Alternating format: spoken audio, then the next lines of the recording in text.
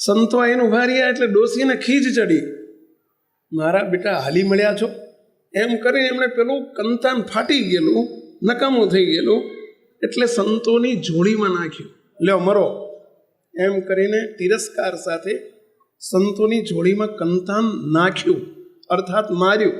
સંતોની જોડીમાં કંઈક દાળ ચોખા લોટ આવ્યો હશે ને, બધું બગાડ્યું. છતાંય સંત પરમ હિતકારી જગત માહી, સંત પરમ હિતકારી, સંતો એ પરમ હિતકારી સ્વરૂપ છે.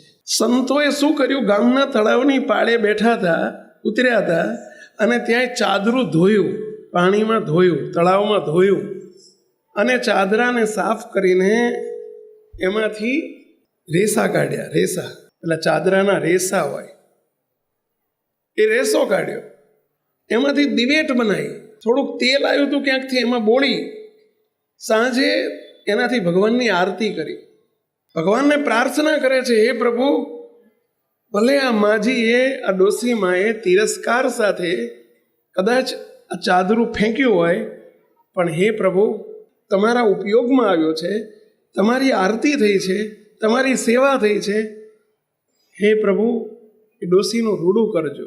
ભગવાનને સંત હંમેશા એક જ પ્રાર્થના કરે, સૌ જીવોનું રૂડું કરજો. બસ જેના હૈયામાં ક્યારેય પણ કોઈના પ્રત્યે તિરસ્કાર હોય જ નહીં, નફરત હોય જ નહીં, જાકારો હોય જ નહીં, કરુણા કરુણા કરુણા, દયા દયા દયા દયા, એ સંતનું સંતત્વ છે, અને એને સંત કહેવાય.